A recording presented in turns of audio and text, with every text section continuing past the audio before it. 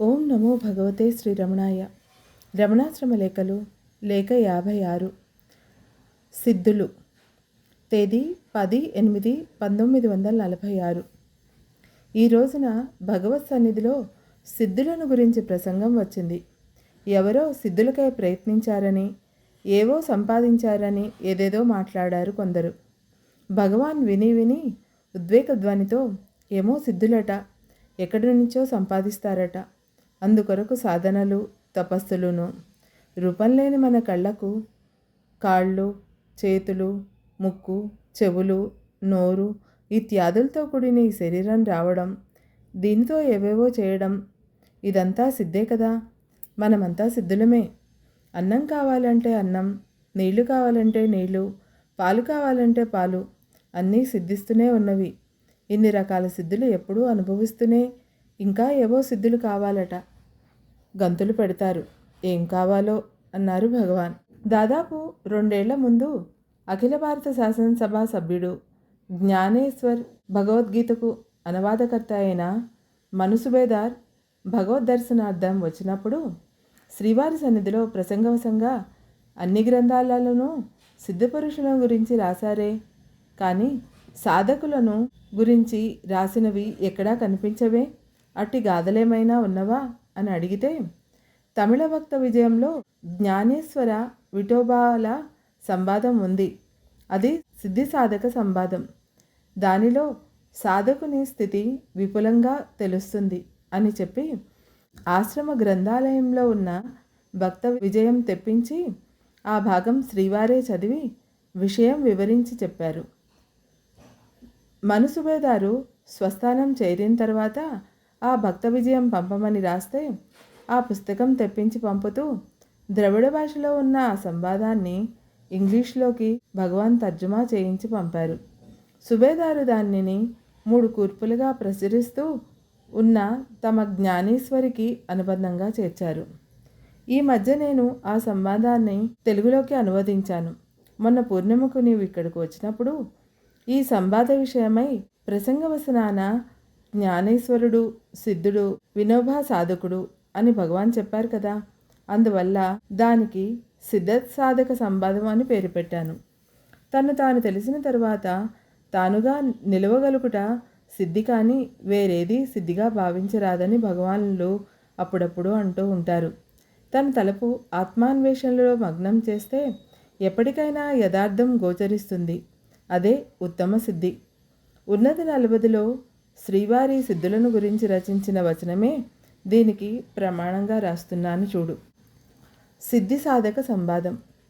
శ్రీ పాండురంగ విఠలుని అనుగ్రహముచే జన్మించిన విఠోబా అడవిలో తపము ఒనర్చుచుండా వారి బిడ్డలు జ్ఞానేశ్వరాదులు పట్టణములోని మాతామహుని ఇంట నివసించుచుండరి. ఆ బిడ్డ మేధా సంపత్తికి ఆ దేశపు రాజు ఆశ్చర్యమంది ఇట్టి సంతతిని బడసిన జనకుడెంత మహనీయుడో అని చింతించి వారిని పట్టణమునకు గావించి పూజింపదలిచిన తోడ్కొని వచ్చుటకై దూతలతో సహా జ్ఞానేశ్వరాదులను వారికడ కంపెను. దూతలెంత ప్రార్థించినను విఠోబా నగరమునకు నిరాకరించిరి.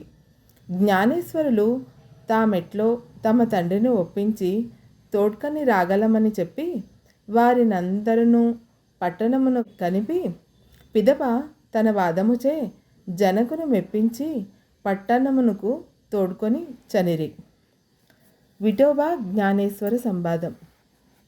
జ్ఞానేశ్వరుడు: నాయనా, తాము నగరమందుండక అడవి అందున్నచో మేము మాత్రము నగరమున సుఖముగా నుండగలమా? కన్న తండ్రిని విడుతమా? శీఘ్రమే మాతో పట్టణమునకు ప్రయాణము కండు. విఠోబా: అప్పా జ్ఞానేశ్వర, కక్కినది ఆయాసము తీర్చు పాయసమే కాని దానిని తినువారుందరా? వాక్కులు ఉత్తములకు 2గా నుండునా? అడవికి వచ్చిన పిదప నగరమున ప్రవేశింపవచ్చునా? తెలివిలేని మనుజులతో స్నేహము చేయవచ్చునా? వారిని మచ్చికతో మనసారా విశ్వసింపవచ్చునా? అల్పుడగు రాజును పూజింపదగునా? ఎప్పటికినీ నాకీ అరణ్యమే శరణ్యము. మీకు పట్టణమే వాసయోగ్యము. కావున నీ పట్టు వదిలి పట్టణమునకు కేగి సుఖముగా నుండుము. జ్ఞానేశ్వర్: నాయనా, తామీ అడవి అందుండు కారణమేమి? విఠోబా: అప్ప జ్ఞానేశ్వర, నగరమున ఇక మీద నేను పొందదగిన లాభమేమున్నది? నగరమునకు వచ్చినచో మోక్షమునకు విఘ్నమే కాని సహాయము లేదు. నిర్జనమైన ఈ అడవియే మౌననిష్టకు యోగ్యము. ఈ కొండచరియయే అందే సంచరించెదను. జ్ఞానేశ్వర్: ఆకాశ మగుపడకుండా చేయుటకు తాము కన్నుల మూయక దుప్పటి చేత ఆకాశమును కప్పదలిచినట్లు, చిన్న పిచుక తన చిన్న పాదములచే పిడుగును ఆపదలిచినట్లు, దుష్కర్మలనర్చు ధర్మమును వెతుకుతున్నట్లు, కఠినడగు ఈశ్వర దర్శనమును కాసించినట్లు, అహంబుద్ధి మానక జ్ఞాననిష్ట సాధించినట్లు ఉన్నది. నగరమని అడవియనును భేదభావములతో మీరు బ్రహ్మనిష్ట సాధించుట. అభేదనిష్టలో భేదభావములు ఉండనగునా? విఠోబా: మమకారమున్న పర్వతము అహంకారము కాని, అది ఇది అను ద్వైతభావము కాని పోదు. ఈ భేదభావనలు పోగొట్టునది నిర్వికల్ప నిష్టయే. ఈ నిర్వికల్ప నిష్ట నిస్సంకల్పములను నిస్సంగత్వములను లభించును. కావున ఏకాంతమైన కాననమే మౌననిష్టకు సరి అయినదని ఈ స్థలమందుండెను. జ్ఞానేశ్వర్: తన్ను తెలిసి తానుగా నుండుటయే బ్రహ్మనిష్ట కాని, అడవి యందు ఒంటరిగా నివసించుట నిష్ట కాదు.